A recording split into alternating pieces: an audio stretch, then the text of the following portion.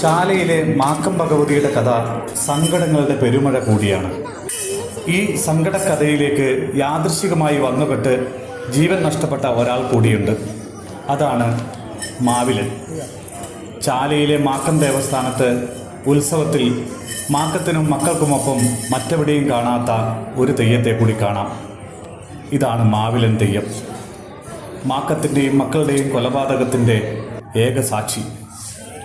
മാക്കത്തെയും മക്കളെയും സഹോദരന്മാർ വെട്ടിയും കുത്തിയും കൊന്ന് കിണറ്റിലിടുന്നത് കണ്ട കാട്ടടിയ കാട്ടിൽ വള്ളി വെട്ടാൻ പോയ നേരത്താണ് ഈ കൊലപാതക ദൃശ്യം കാണുന്നത്.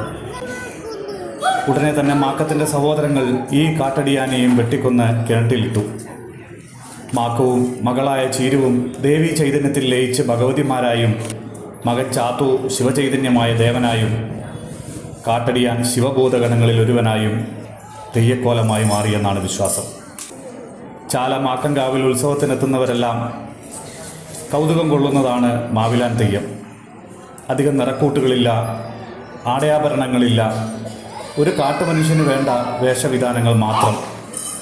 കരിയും വെളുപ്പും ചേർന്ന മെയ്യലങ്കാരം, കാതിൽ ആഭരണമാകട്ടെ കശുമാവിലെ പച്ചയണ്ടിയും, തലയിൽ പാളത്തൊപ്പി, ഒരു കൈയിൽ കത്തിയും മറുകൈയിൽ പച്ചിലയുമാണ് വേഷവിധാനം. അങ്ങനെ മാക്കത്തിൻ്റെ കൊലപാതകത്തിന് സാക്ഷിയായി ജീവൻ വെടിയേണ്ടി വന്ന മാവിലാനും ദൈവക്കരുവായി മാറി, തെയ്യമായി മാറി.